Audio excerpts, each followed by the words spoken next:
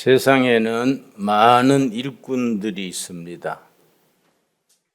교회 일, 나라 일, 가정 일, 기업 일, 숱한 일꾼들이 주위에 있습니다. 일꾼들 중에는 두 가지 종류가 있습니다. 급한 일, 바쁜 일을 먼저 하는 사람이 있고 중요한 일을 찾아서 하는 사람이 있습니다. 아무리 급하고 바쁜 일이어도 우선순위에 있어서 중요한 일을 먼저 골라서 하고 그 다음에 바쁜 일, 급한 일을 하는 사람이 일을 제대로 하는 사람들이라 하겠습니다. 성경에 가장 중요한 일을 우선적으로 한 좋은 일꾼이 있습니다. 사무엘 선지입니다. 사무엘 선지는 이스라엘 역사에 있어서 마지막 사사, 첫 번째 선지자, 그렇게 부르는 아주 중요한 사람입니다. 사무엘 선지는 역사의 과도기, 전환기입니다. 역사의 터닝 포인트. 사사시대가 끝나고 왕정시대가 시작되는 전환기에 국민적인 신뢰받는 지도자로서 그 시대를 지켜낸 중요한 사람입니다. 사무엘이 일생 동안 급한 일, 바쁜 일을 한 것이 아니라 자신과 당대와 후손들을 위해서 가장 중요한 일에 자기 자신을 헌신했던 사람입니다. 그런 점에서 우리 하나님의 사람들은 사무엘에게서 우리가 배워야 합니다. 먼저 사무엘이라는 그 시대를 지킨 특출한 인물이 태어난 이야기부터 살피겠습니다. 사무엘상 1장 10절입니다. 사무엘상 1장 10절. 사무엘상 1장이 시작되면서 두 가정이 등장합니다. 엘리 대제사장과 그 아들 홈리와 비느하스 세 식구의 이야기와 저 산골에 라마라는 시골에 엘가나, 한나, 사무엘 세 식구 이야기가 사무엘서가 시작되면서 번갈아서 등장합니다. 사무엘서가 시작되던 첫 단계에서는 엘리 대제사장, 그 아들 홈리 비느하스 가정은 대제사장 명문 가문으로서 하늘같이 높은 가문이었습니다. 그러나 엘가나, 한나, 사무엘 가정은 예루살렘에서 북쪽으로 한 10km, 25리쯤 들어간 조그마한 한적한 마을에 사는 그냥 빈궁한 농사꾼 가정이었습니다. 그런데 1장, 2장, 3장 사무엘서가 진행되면서 그 신분이 변화가 일어납니다.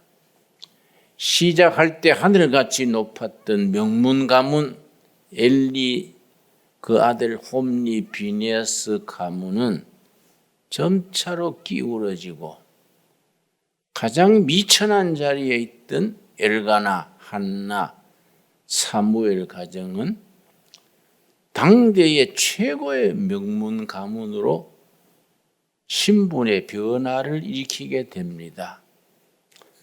우리가 사무엘서를 읽을 때 그런 점에 주목해야 됩니다. 사무엘서가 시작되면서 네 인물이 등장합니다. 엘리 대제사장,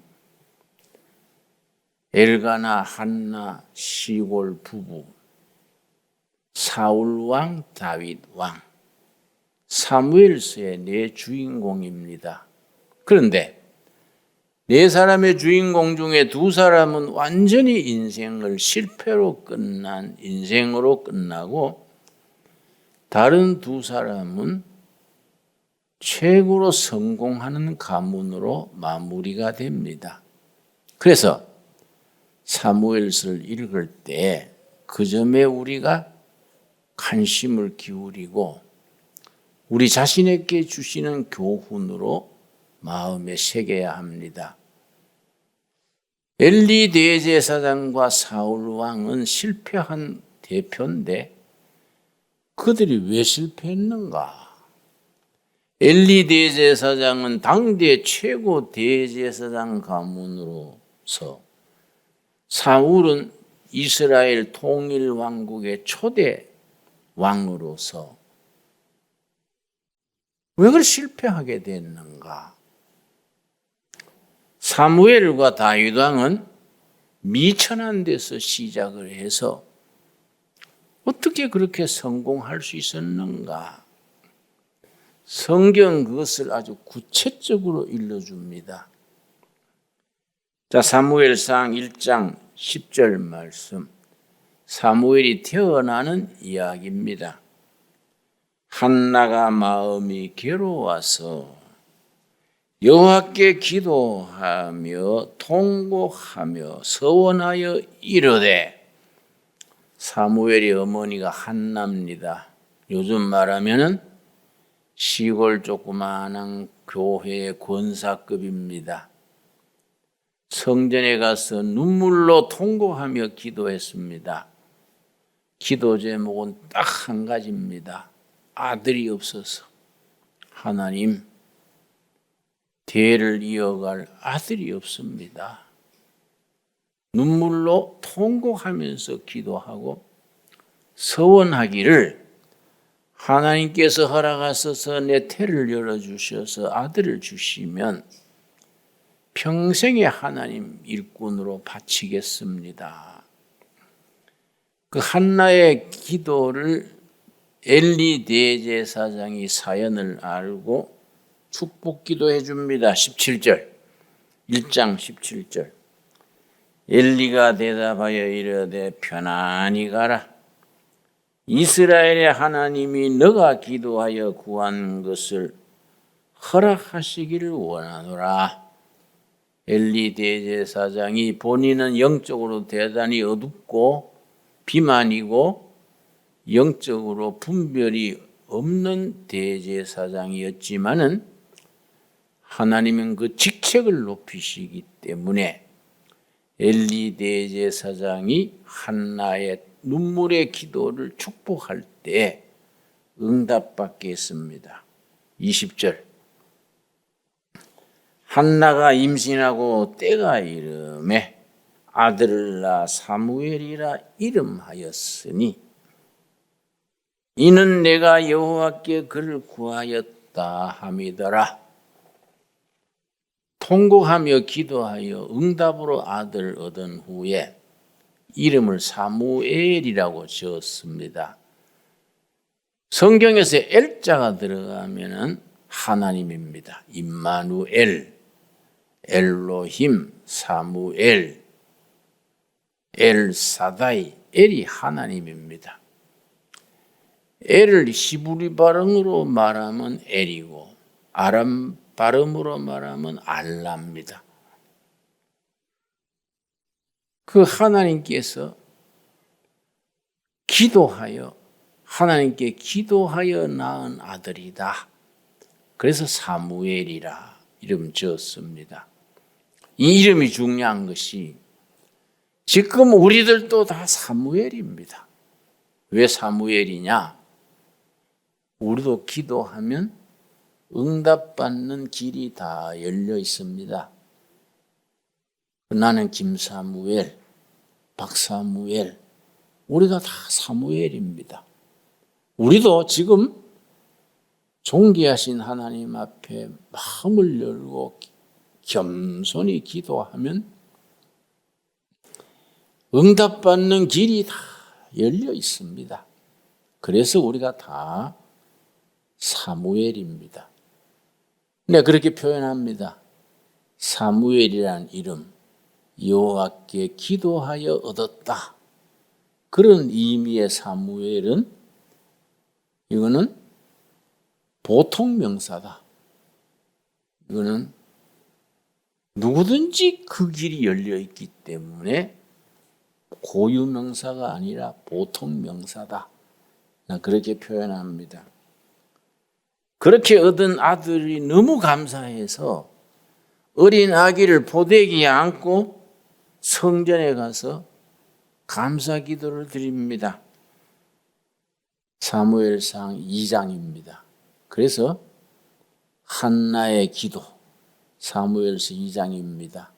성경 전체에서 세 여자가 두드러집니다. 에스더서의 왕후 에스더의 헌신, 신약 누가복음 2장의 마리아의 찬양, 사무엘상 2장의 한나의 기도, 세 가지가 성경에 나오는 3대 여걸입니다. 다시 말씀드립니다. 성경에 많은 인물들 중에 3대 여성이 있는데 첫째는 에스더서의 왕후 에스더의 헌신, 죽으면 죽으리다 헌신.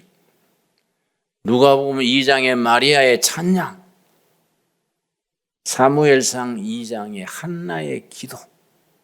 기도가 유명합니다. 2장 1절 한나가 기도하여 이르되 내 마음이 여호와로 말미암아 즐거워하며 내 뿔이 여호와로 말미암아 높아졌으며 내 입이 내 원수들을 향하여 크게 열렸으니 이는 내가 주의 구원으로 말미암아 기뻐함이니이다. 이상하지요? 내 뿔이 높아졌다. 기도했다고 뿔 났습니까? 성경에서 뿔하면 영권입니다. 영권. 영적 권세가 기도의 응답으로 영적 권세가 높아졌다. 이걸 뿔이 높아졌다. 그렇게 표현을 합니다. 한나가 하나님 성전에 가서 통곡하며 기도해서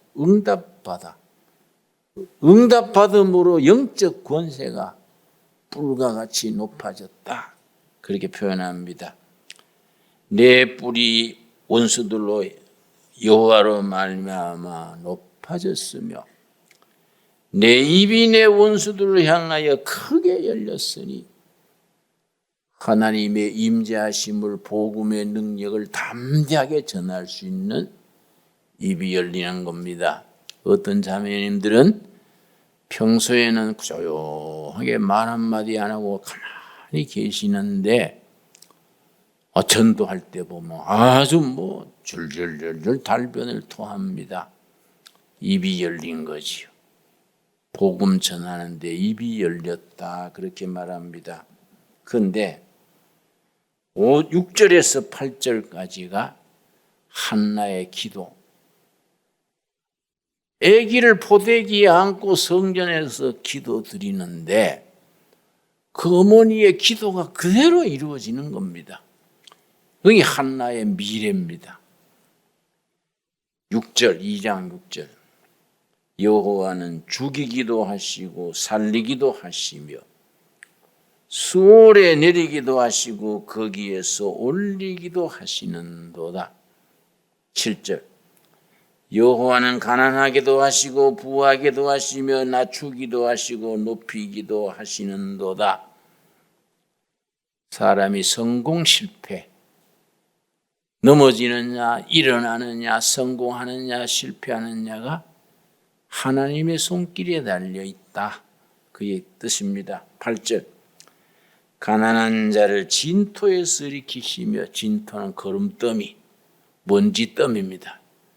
가난한 자를 먼지더미에서 일으키시며 빈궁한 자를 거름더미에서 올라서 밑바닥에 하청 농민의 아들 맨날 거름이나 지고 탭이나 뿌리는 그 사람을 거름더미에서 높이 서서 당대 최고 명문 일꾼으로 높이셨다. 귀족들과 함께 앉게 하시며 영광의 자리를 차지하게 하시는도다. 땅의 기둥들은 여호와의 것이라 여호와께서 세계를 그것들 위에 세우셨도다. 아주 축복했습니다. 그런데 참 사무엘의 일생을 통해서 그 어머니 한나가 아기 포대기에 안고 기도했는 그대로 이루어지는 겁니다. 그리 어머니의 기도는 위대한 힘을 발휘합니다. 그래서 서양 속담에 하나님은 모든 곳에 계실 수 없으므로 어머니를 두셨다 하나의 속담이지요. 어머니들이 하나님의 일을 대신하는 겁니다. 하나님은 모든 곳에 계실 수는 없으므로 어머니들을 두셔서 어머니들이 하나님의 일을 대신하게 하신다. 그런 참 의미가 담긴 말씀입니다. 그대로 이루어졌습니다. 참 나중에 사무엘 가문에 하나님이 어떻게 축복하셨느냐. 2장 35절입니다. 나는 성직자들, 목사님이나 전도사님들 위해서 기도할 때는 사무엘상 2장 35절을 꼭 적어줍니다. 성직자로서 이 시대의 성직자로서 사무엘처럼 사역을 합시다. 그런 의미지요. 35절 내가 나를 위하여 충실한 제사장을 일으키리니 엘리 대제사장은 불충실해서 하나님 눈에 벗어났습니다. 대신에 하나님이 촛대를 옮기십니다. 엘리 대제사장 가문에 주셨던 축복을 사무엘 쪽으로 옮기십니다. 충실한 제사장을 다시 일으키리니 그 사람은 내 마음 내 뜻대로 행할 것이라. 엘리 대제사장은 제치고 사무엘을 세우시는데 왜 그를 세웠느냐? 하나님의 마음 하나님의 뜻을 앞세워 살았기 때문에 자기의 야심 자기의 욕심 자기 인생이 아니다. 하나님의 마음 하나님의 뜻을 행하는 데 인생을 투자했기 때문에 내가 그를 세운다. 내가 그를 위하여 견고한 집을 세우리니 그가 나의 기름 부음을 받은 자 앞에서 영구히 행하리라. 이 축복이 여러분 가정에 임하시기를 바랍니다. 사무엘 가문에 견고한 집, 거기에 줄을 칩시다. 견고한 집. 꼭 우리들에게 필요한 약속입니다. 견고한 집이 영어로 unshaking family, 흔들리지 않는 가문입니다. 가문. unshaking family. 영적으로만 아닙니다. 경제적으로, 사회적으로, 건강으로. 자타가 공인하는 명문 가문. 시대가 변하고 환란이 와도 뿌리채 흔들리지 않는 가문. unshaking, shaking은 흔들린다지요. un 붙여서 흔들리지 않는 가문. 사무엘의 가문에 하나님이 그렇게 약속하셨습니다. 이 말씀이 우리 둘의 가족 모두에게 임하기를 바랍니다. 사무엘상 2장 35절 우리 한번 한 음성으로 같이 읽겠습니다. 내가 나를 위하여 충실한 제사장을 일으키리니 그 사람은 내 마음 내 뜻대로 행할 것이라. 내가 그를 위하여 견고한 집을 세우리니 그가 나의 기름 부음을 받은 자 앞에서 영구히 행하리라. 나는 사무엘의 일생에 사무엘은 급한 일, 바쁜 일 한 사람이 아니라 그 시대의 가장 중요한 일을 우선순위, 프라이오리티 넘버 원으로 실천했던 사람이다. 그래서 그 시대에 별과 같이 높임받은 사람입니다. 나는 사무엘의 일생에서 세 가지를 벤치마킹, 닮았으면 합니다. 첫째, 12장 1절. 사무엘상 12장 1절. 그 시대에 참 중요했던 사무엘이 세 가지 점에서 그는 출중했습니다. 첫째, 12장 1절. 사무엘이 온 이스라엘에게 이르되 보라. 너희가 내게 한 말을 내가 다 듣고 너희 위에 왕을 세웠더니, 이거는 사무엘의 고별 설교입니다. 은퇴 설교. 은퇴 설교하는 내용입니다. 백발이 성성한 노인이 평생을 백성과 거래를 위해 헌신하고 시골로 낙향하면서 전하는 연설입니다. 2절. 이제 왕이 너희 앞에 출입하느니라 보라. 나는 늙어 머리가 휘어졌고 내 아들들도 너희와 함께 있느니라. 내가 어려서부터 오늘까지 너희 앞에 출입하였거니와 평생을 백성들 앞에서 동행하면서 3절. 내가 여기 있나니 여호와과 그의 기름 부음을 받은 자 앞에서 내게 대하여 증언하라. 내가 누구의 소를 빼앗았느냐? 누구의 나귀를 빼앗았느냐? 누구를 속였느냐? 누구를 압제하였느냐? 내 눈을 흐리게 하는 뇌물을 누구 손에서 받았느냐? 그리하였으면 내가 그것을 너희에게 갚으리라. 평생을 미스터 클린으로 깨끗하게 살았습니다. 하늘을 우러러 당당하게. 여러분, 윤동주 시인의 서시란 시를 아시지요? 하늘을 우러러 한 점 부끄러움 없기를 잎새 이는 바람에도 나는 괴로워했다. 참 좋은 시입니다. 그 윤동주가 진실한 크리스찬이었습니다. 하늘을 우러러 한 점 부끄러움 없기를. 하나님 앞에서 부끄러움 없는 인생 살라 하니까 잎새 이는 바람에도 민감하게 센시티브하게 살피고 조심하고 그런 뜻이 담겨 있습니다. 하나님 앞에서 자신 앞에서 백성들 앞에서 미스터 클린으로 투명하게 살았습니다.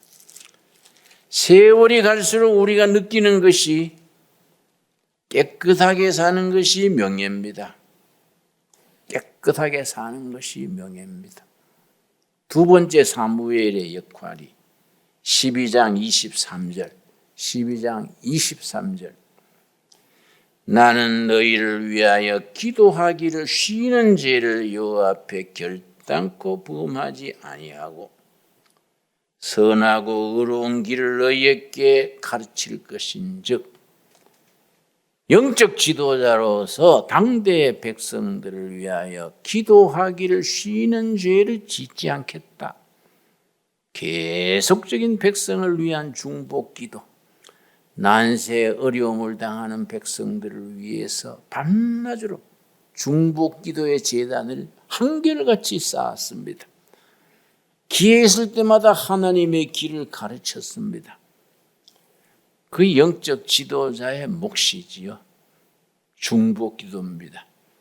나는 너희를 위하여 기도하기를 쉬는 죄를 결단코 짓지 않겠다. 여러분, 평소에 우리가 죄를 지으면서도 죄인 줄 모르고 넘어가는 것이 이 죄입니다. 기도하기를 쉬는 죄. 꼭 마음에 새깁시다. 세 번째, 19장. 사무엘상 19장. 참 중요합니다. 사무엘상 19장에 사울왕에 쫓기다 갈 데 없는 다윗이 사무엘을 찾아왔습니다. 19장 18절 말씀.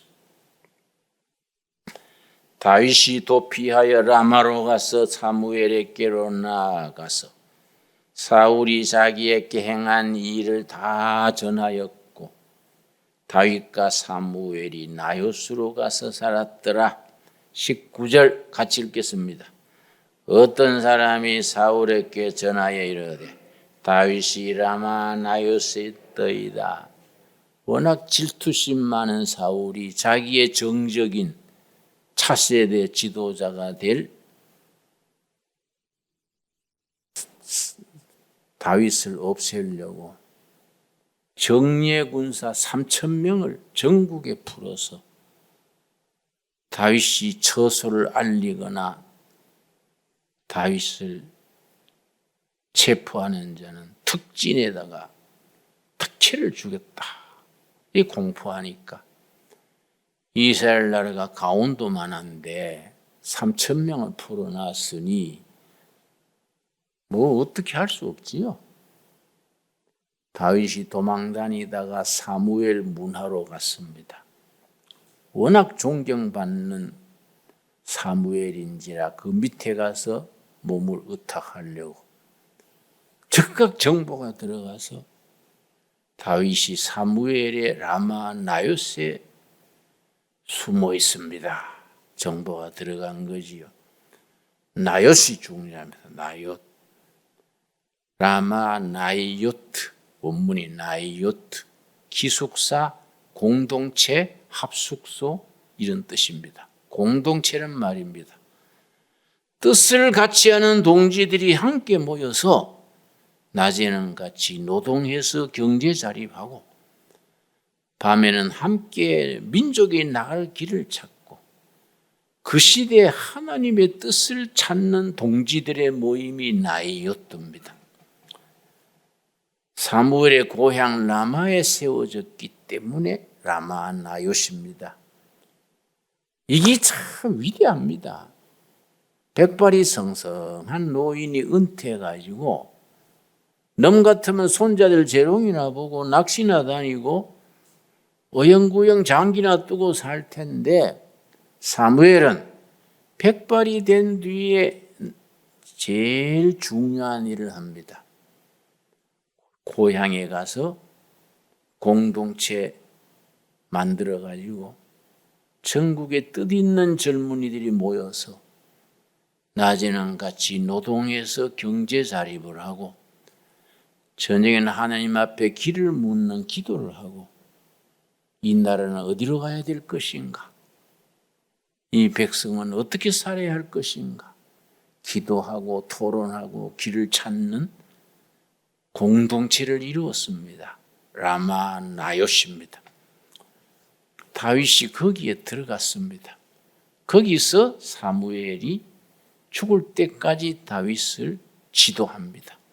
그걸 멘토링 그럽니다. 멘토링. 영적 인간적 스승으로서 지도하는 과정을 멘토링 거라고. 그렇게 지도하는 사람을 멘토라 그러고 지도받는 사람을 멘티라 그럽니다. 사무엘이 멘토가 돼가지고 다윗이 멘티가 되어서 앞으로 네가 왕이 되면 나라는 어떻게 다스릴 것이며 이 역사는 어디로 가야 될 것이며 그걸 멘토링하는 겁니다. 사울이 다윗이 라마 나이요트에 있는 걸 알았지만은 워낙 사무엘이 존경받는 인물이라 사무엘이 생존하는 동안에는 그 집을 습격해서 다윗을 잡아내지 못했습니다. 그러나 워낙 사무엘이 노쇠했으니까 죽을 날을 기다리면서 라마 나이옷을 딱 포위해서 기다렸습니다. 사무엘이 죽기를. 근데 사무엘이 드디어 숨을 거뒀는데 누가 제일 먼저 알겠습니까? 밖에서 보초 서는 사람들 알기 전에 모시는 다윗이 먼저 알지요. 사무엘이 숨 거두자마자 밖에서 알기 전에 도망을 쳤습니다. 어디로 도망쳤습니까? 22장 1절입니다. 22장 1절 말씀. 여러분, 성경은 위대합니다. 같은 성경이지만 어떤 관점에서 어떻게 읽느냐에 따라서 성경은 달라집니다.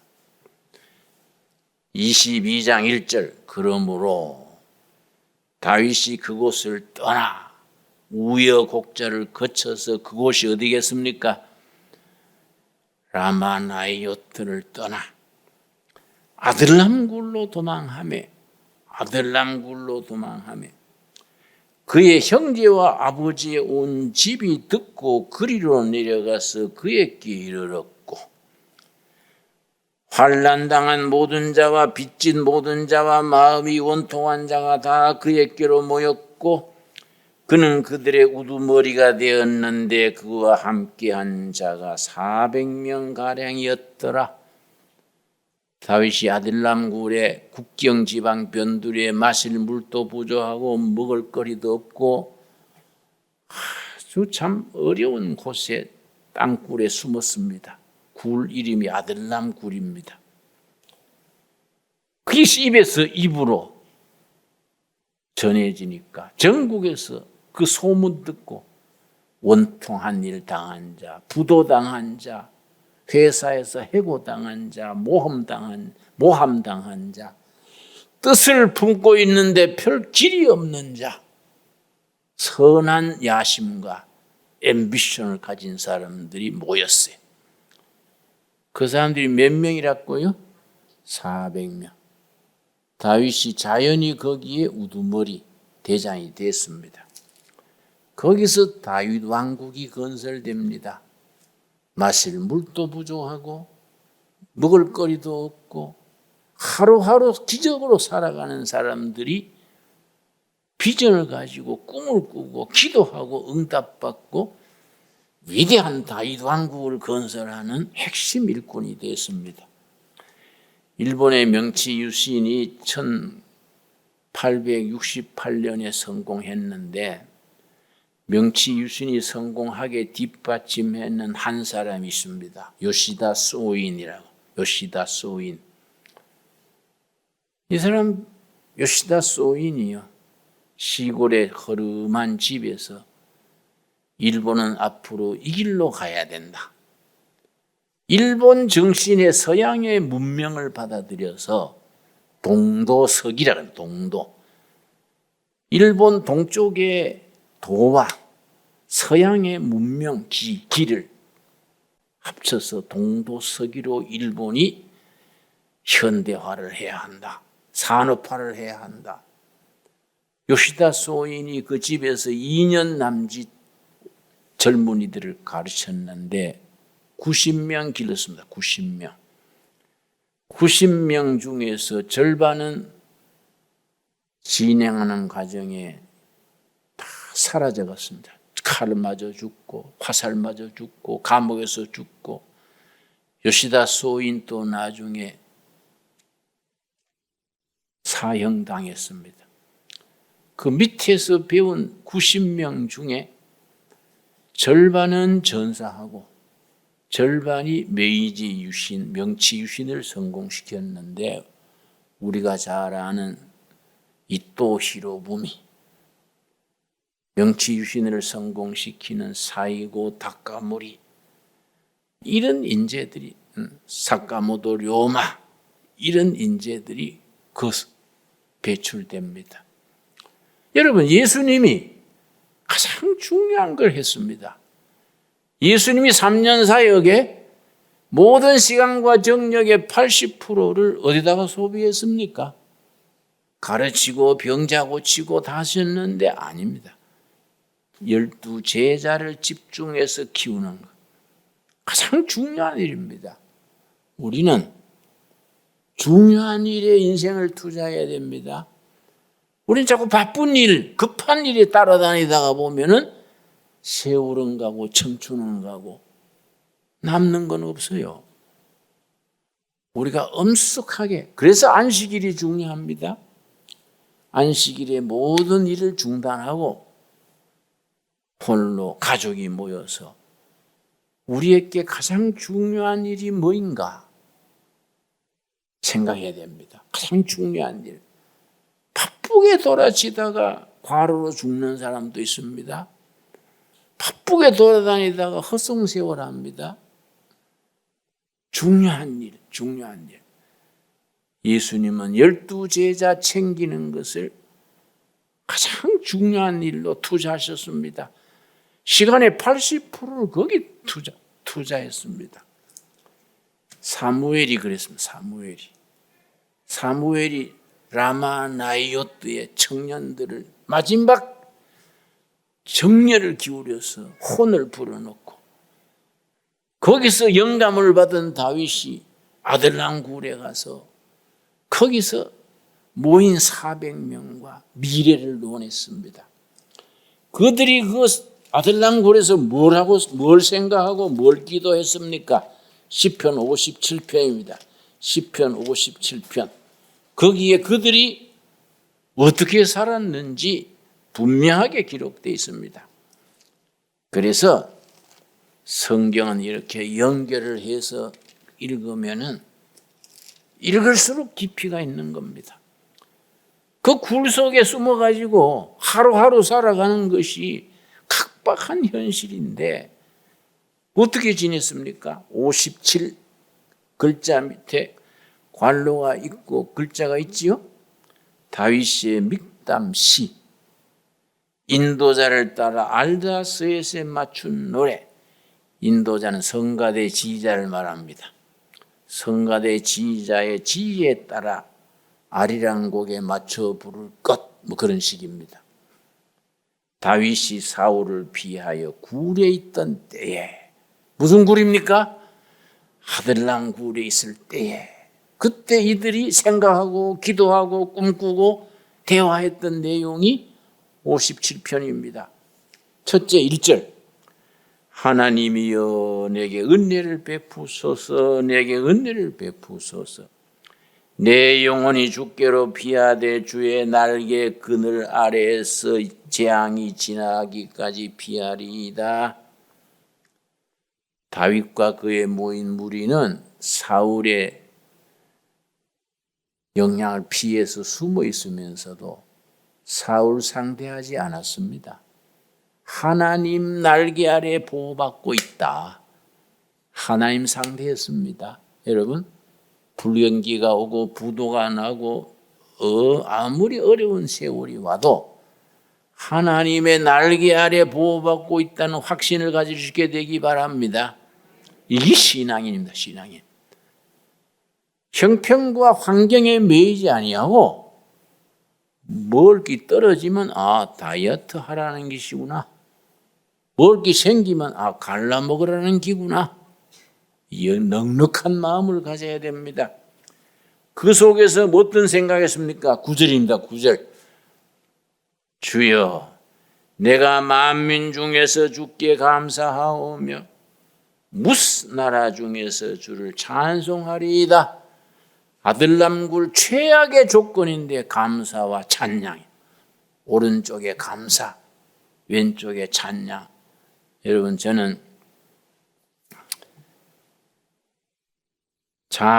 우리나라와 교회를 이끌 인재를 키운다 합시고 둘의 장학회를 만들어 가지고 각 교회, 각 대학의 크리스찬으로서 최고 수재들 장학금을 많이 줬습니다. 73억을 장학금에 썼어요. 나중 계산해 보니까. 각 대학의 각 교회의 최고 엘리트들, 아주 난다 긴다는 기독 청년들 73억 들여서 장학금 주고 여름방학, 겨울방학 때 둘의 마을에서 노동도 같이 하고 열심히 했는데 지금 생각해 보면은 그게 아니랬다. 신하이 좋다고 뽑았는데 어느 날 스님이 돼가 나타나는 친구가 있고 없는 형편에 IMF 때 뭘까 먹고 미국 유학 보내가지고 석사 받게 했는데 사람들 모인 자리에서 나는 공산주의자입니다. 대놓고 얘기해, 대놓고. 그래서 이거 어떻게 된 긴가? IMF 때 우리는 안 먹고 장학금 보냈는데 어떻게 그런 소리를 할까? 그래서 내가 생각 잘못했구나. 그러고 내가 한 대학의 이사장을 했어요. 1년 예산이 4천억이에요. 박사가 800명이에요. 학생이 2만 2천 명이에요. 그래서 내 생각하기를 이사장 취임할 때 선교사가 세운 대학에 박사가 800명이라 다 세례받은 사람이요. 학생 2만 2천 명이요. 교목실을 통해서 잘 성경을 가르치고 인재를 키우면은 한국을 바꿀 수 있겠다. 이사장을 했는데 아이고 4년 하고 그냥 뒀습니다. 전혀 딱 틀이 짜여가지고 이상 생각이 먹혀들질 않아요. 그러니 생각하기를 큰 학교 하려고 하지, 큰 대학을 하려 하지 말고 조그마한 학교 어려서부터 키워야 되는 기구나. 그래서 이 둘의 글로벌 아카데미를 시작한 겁니다. 이 꼴짝이 와서 그동안에 집 짓고 이번에 여자 기숙사 짓고 있지요. 11월 달이면 준공이 됩니다. 아예 다시 시작하려고 그래요. 처음부터. 아들 초등학교부터. 어려서부터 싹이 틀 때부터 뿌리 내리고 줄기 뽑고 열매 맺는 거 키워야지. 대학원생 최고 수석이고 IQ가 140이고 뽑았더니 엉뚱한 소리 하는 거예요. 엉뚱한 소리. 예? 우리는 안 먹을 거 안 먹고 그냥 장학금 보내고 했는데 엉뚱한 소리 하니 내가 이거 참 그런 내가 참 쓰라린 경험이 있습니다. 아들람굴에 모인 무리들은 최악의 조건에서 다윗 왕국을 건설했습니다. 다윗 왕국의 군대 장관, 대제사장, 각급 장관 전부 아들람굴 출신이요. 거기서 뜻을 나눈 동지들, 그걸 독일 말로는 게만샤프트 그래. 뜻과 이념으로 뭉친 동지, 게만샤프트. 이익으로 패거리로 모인 동지들을 게젤샤프트, 이익 공동체라 그래요. 교회는 예수 그리스도의 뜻과 복음의 인생을 건 게만샤프트, 하나님의 뜻으로 뭉친 동지들 아닙니까? 그런 확고한 결속력이 있어가지고 다윗의 물못들 5개로 골리앗을 쓰러뜨리듯이 그 시대에 쓰임 받아야 되는 거지요. 그래서 내가 11월부터 우리 둘의 학교라도 제대로 해보자. 내가 지금 공부를 열심히 합니다. 이거는 메타버스 교회 학교라는, 메타버스 아시지요? 메타는 초현실, 버스는 유니버스, 초현실 세계, 이걸 메타버스. 요즘은 이거는 스마트폰이고, 이건 메타버스는 스마트폰 위에 메타버스가 있습니다. 이게 아주 유익하고도 위험한 것이, 예를 들어서 우리 아이들이 포르노 드라마 보는 걸 야동 보다, 야동. 그걸 야동 그래요. 초등학생들이 다 야동을 보고 중학생들은 아주 야동의 도사들입니다. 수업 시간에 수업 안 하고 그거 보고 있어요. 포르노 그거. 그런데 이 메타버스는 뭐이 더 심각하냐? 이 스마트폰은 눈으로 보지요. 메타버스는 몸으로 참가합니다. 그게 잘못되면 피해가 엄청난 거예요. 그런데 이걸 어떻게 해야 되냐? 미국에는 16세 이하 청소년들 61%가 메타버스 참가하는 거예요. 우리나라는 네이버가 메타버스 배세통가 만들었는데, 만들어서 띄우자마자 회원이 2억 명이요. 2억 명. 대한민국 인구의 4배가 그 참여했어요. 근데 교회는 뒤져 있는 거예요. 애들이 그렇게 그 길로 빠지기 전에 메타버스 안에 하나만 교회를 세워서 그 교회 애들을 초청해서 아주 재미있게 신명나게 예배드리게 하고 활동하게 하고 건강한 가치관에 제대로 된 교육을 시키는 그런 데 우리가 투자를 하자. 어려서부터 투자를 해야지 대학원 내가 박사, 석사 한다고 되는 게 아니더라. 이해가지요? 그러니까 우리가 둘의 온라인 교회는 그런 일에 투자하고 기도하고 헌신해야 돼요. 그러니까 거기에 벌써 기독교인 중에도 뜻이 있는 친구들은 깨이가지고 이런 책을 먼저 내는 거예요. 메타버스 교회학교. 앞으로 메타버스 그 세계를 불신자들이 차지하게 되겠냐?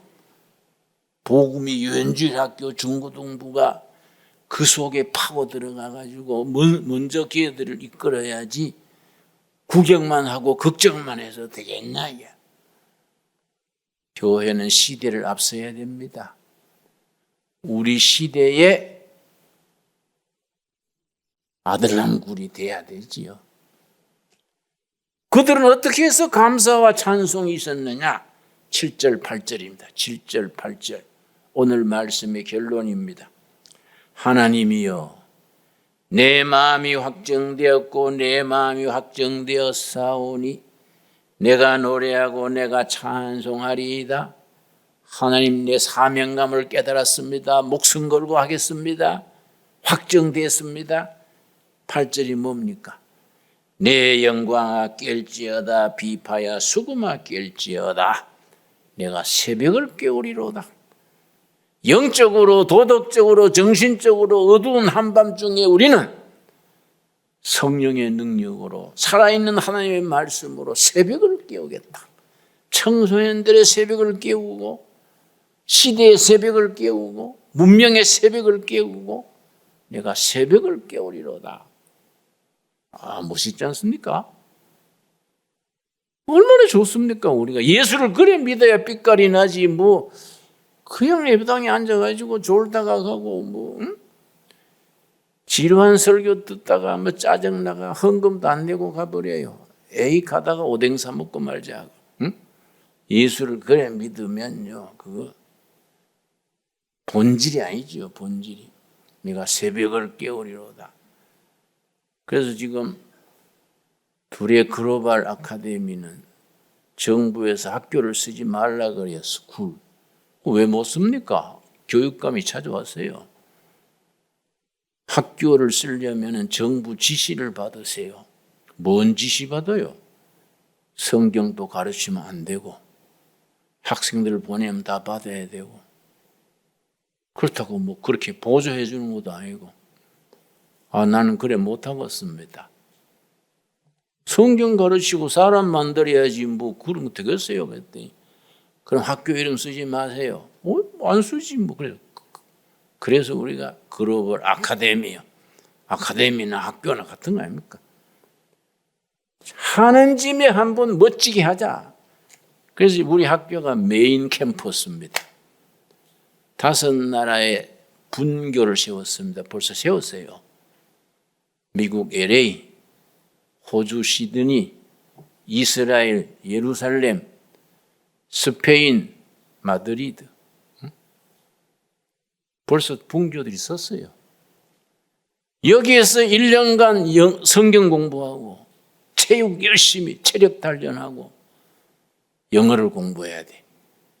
1년 영어를 공부하고 나면은 영어로 강의를 듣게 해서 미국도 보내고 호주도 보내고 이스라엘도 보내고 스페인 독일도 보내고 일본도 보내서 완전히 국제 수준의 앞으로 4차 산업시대에 한국의 엘리트 인재들이 세계를 이끌어야 안 되겠습니까? 예수 믿는 청년들이 성경의 영감을 받고 기도에 응답받아가지고 세계에 이끌어가는 그런 비전을 가져야 되지 않겠습니까? 유대인들은 그래 한 거예요. 유대인들은. 그러나 유대인들은 이기주의예요. 유대교 안에만 뭉쳐있지요. 우리는 복음이요, 복음. 온 인류를 복되게, 온 인류를 구원하는. 기독교와 유대교는 차원이 다르지요. 구약과 신약은 다르지 않습니까? 유대인들은 그래 해가지고 노벨상 받은 사람이 176명이에요. 유대인들은 그래 교유해가지고.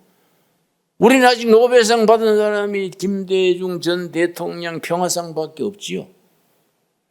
우리가 각성해야 돼요. 이 발상 자체가 달라져야 됩니다. 하나님께서 우리를 인정하시고 축복하시고 영감을 주시고 지혜를 주시고 사용하여 주실 줄로 믿습니다. 그의 새벽을 깨우리로다. 귀한 말씀이지요. 우리 기도하겠습니다. 하나님 감사합니다. 때를 따라 도우시는 은혜와 지혜와 사명으로 인하여 우리를 새롭게 뜨겁게 앞으로 나아가게 하심을 감사드립니다.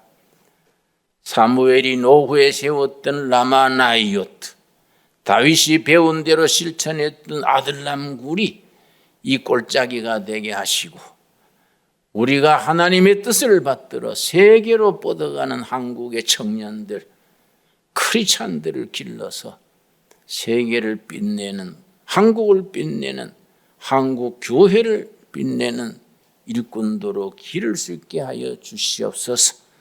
우리의 사업, 재물, 지식, 건강, 청춘 모든 것이 이런 선한 일에 쓰임받게 하옵소서.